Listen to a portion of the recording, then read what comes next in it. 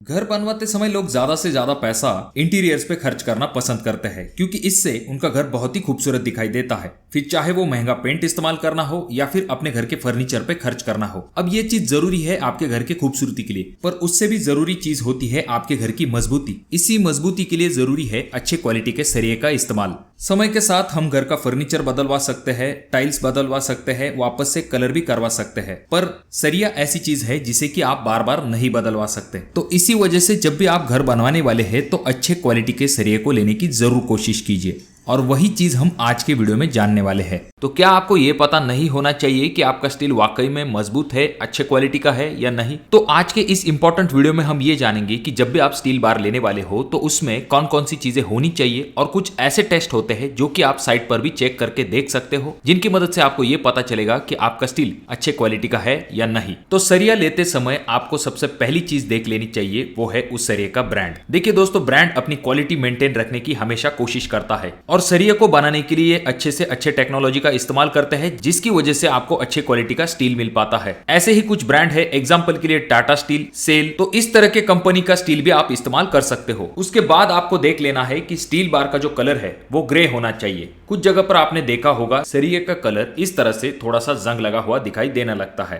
तो इस तरह का सरिया आपको बिल्कुल भी इस्तेमाल नहीं करना है। भले ही दुकानदार आपको कोई भी वजह बताए, पर आपको इस तरह का सरिया बिल्कुल भी इस्तेमाल नहीं करना है। अगर आप पूरे पैसे दे रहे हो तो किस लिए जंग लगा हुआ सरिया अपने घर के लिए लगा रहे हो? अब कुछ चीजें होती है जो कि आपके स्टील बार पर लिखी हुई होनी चाहिए। सबसे पहली चीज, उस कंपनी का नाम उस स्टील बार पर लिखा हुआ होता है। दूसरी चीज, उस स्टील बार का जो डायमीटर है वो भी उस बार पर लिखा हुआ होता है। और तीसरी इंपॉर्टेंट चीज होती है जो कि होता है ISI मार्क। ये ISI मार्क आपके स्टील बार पर होना चाहिए। अब यहाँ पर दोस्तों ये तीन चीजें तो आपने देख ली। उसके बाद में चौथी सबसे इंपॉर्टेंट चीज होती है कि उस स्टील का ग्रेड वहां पर लिखा हुआ होना चाहिए, जैसे कि FE 415, FE 500, FE 500D, FE 550D। अब ये क्या चीज होती है ये मैं आपको शॉर्टकट में बताता हूँ। FE ये होगा केमिकल नाम, उसके बाद में FE 550 ये दिखाता है यील्ड स्ट्रेंथ ऑफ स्टील। उसके बाद में ये जो D होता है इसका मतलब होता है डक्टाइल, या फिर कुछ जगह पर ESD लिखा हुआ होता है, यानी कि सुपर डक्टाइल। तो ये चीजें जरूर मेंशन होनी चाहिए आपके स्टील बार के ऊपर। और FE 415 से कम ग्रेड का स्टील आपको कभी भी नहीं लेना है।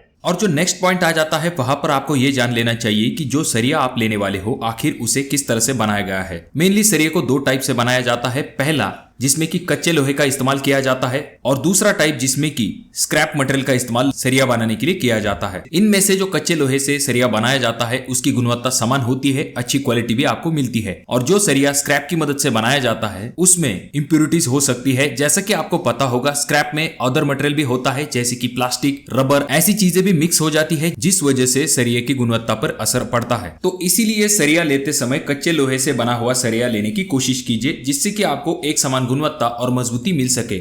अब जो घरों के लिए स्टील इस्तेमाल किया जाता है उनमें से एक होता है टॉर, दूसरा होता है माइल्ड, और आजकल सबसे ज्यादा जिस स्टील का इस्तेमाल किया जाता है वो है TMT। और जैसा कि आप सरिये के ऊपर ब्रांड नेम के आगे लिखा हुआ देख सकते हो, कुछ जगह पर लिखा हुआ होता है TMT, कुछ जगह पर लिखा हुआ होता है TMX, और कुछ जगह पर लिखा हुआ होता है QST। तो TMT का फुल फॉर्म होता है थर्मोमैकेनिकल ट्रीटेड स्टील। उसके बाद में जो TMX होता है उसका मतलब होता है थर्मेक्स पावर स्टील। ये एक जर्मन टेक्नोलॉजी है। अगर हम बात करें QST की, QST का फुल फॉर्म होता है quenching and self tempering process. ये एक थर्मोमैकेनिकल प्रोसेस होती है, जिसका फायदा ये होता है कि स्टील की जो बाहरी लेयर है वो हार्ड होती है और उसका कोर यानी कि अंदरूनी भाग जो है वो सॉफ्ट होता है। अब इसके बहुत सारे फायदे होते हैं। इससे आपके स्टील बार को ज्यादा स्ट्रेंथ मिल पाती है, और ये जो प्रोसेस होती है इसकी वजह से स्टील बार की जो डक्टिलिटी है वो भी बढ़ जाती है। और जैसा कि आपको पता होगा डक्टिलिटी बहुत ही इंपॉर्टेंट फैक्टर होती है स्टील बार में। और ये जो QST टेक्नोलॉजी से बने हुए सरिये होते हैं कोरोजन रेजिस्टेंट होते हैं, और तो और फायर रेजिस्टेंट भी होते हैं।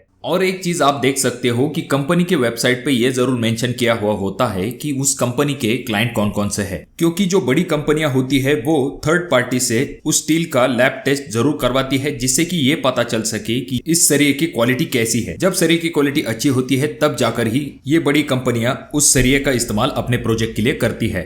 अब अगला पॉइंट आ जाता है स्टील बार का जो वजन होता है उसे आखिर हम किस तरह से चेक करें। जैसा कि मैंने आपको शुरुआत में कहा कि कुछ दुकानदारों के वजन करने के जो मशीन है उनमें कुछ एडजस्टमेंट की जाती है, जिसकी वजह से आपको स्टील के वजन में फंसाया जाता है। अब इस चीज का कैसे पता लगाएं? इसके दो मेथड होते हैं। पहली चीज, यहाँ पर आप D²/162 इस फॉर्मूला का अगर इस्तेमाल करेंगे तो आपको 1 मीटर लंबे स्टील बार का वजन ऑटोमेटिकली मिल जाएगा। अब यहाँ पर D मतलब diameter of bar, for example के लिए अगर हमारा 10 mm का बार है तो हम क्या करेंगे 10 स्क्वायर अपॉन 162 यानी कि आता है हमारा 0.62 kg। ये हो गया हमारा 1 मीटर स्टील बार का वजन। और अगर आपका 10 mm का 12 मीटर का बार है तो आपको क्या करना पड़ेगा 0.62 मल्टीप्लाई 12 इज इक्वल टू आ जाता है 7.44 kg।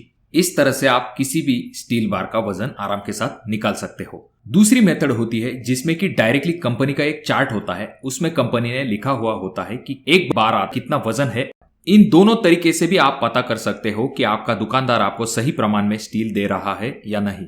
अगली चीज जो कि आप चेक करके देख सकते हो मैन्युफैक्चर टेस्ट सर्टिफिकेट, जिसमें कि आपको बहुत सारी चीजों के बारे में पता चलता है। फॉर एग्जांपल के लिए जैसे कि स्टील में कितने % कार्बन है, सल्फेट कितना % है, फॉस्फेट कितना % है, ऐसे बहुत सारी चीजों की जानकारी आपको इस टेस्ट सर्टिफिकेट से मिल सकती है। अगला टेस्ट जो कि आप साइट के ऊपर करके देख सकते हो, जिसमें कि आपको सरिये को 180 डिग्री तक बेंड करना है और वापस से उसे सीधा कर देना है। अगर आपको अंदरूनी बाजू में कोई क्रैक्स या फिर पपड़ियां दिखाई दे रही है तो ऐसा सरिया आप बिल्कुल भी इस्तेमाल मत कीजिए। अगली चीज जो कि आपके सरिये पे होनी चाहिए वो होती है इस तरह के रिब्स, जो कि इंसानों में अंदर के तरफ होते हैं और सरिये में बाहर के तरफ होते हैं। अब ये जो लंबे रिब्स होते हैं उन्हें लॉन्जिट्यूशनल रिब्स कहा जाता है और ये जो गोल गोल रिब्स होते हैं उन्हें ट्रांसवर्स रिब्स कहा जाता है। अब इसका क्या काम होता है? जनरली जो कंक्रीट और स्टील है इन दोनों के बीच में बॉन्डिंग बढ़ाने का काम ये रिब्स करते हैं।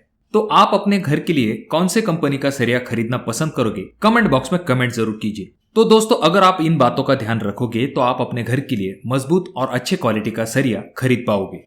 अगर ये वीडियो आपको अच्छा लगा हो तो इसे लाइक कर दीजिए। चैनल पे अगर आप लोग नए आए हो तो चैनल को जरूर सब्सक्राइब कर दीजिए और बहुत ज्यादा ही अच्छा लगा हो तो अपने दोस्तों के साथ शेयर कर दीजिए। और इन तीनों वीडियो में से कोई एक वीडियो आपके जरूर काम में आ सकता है।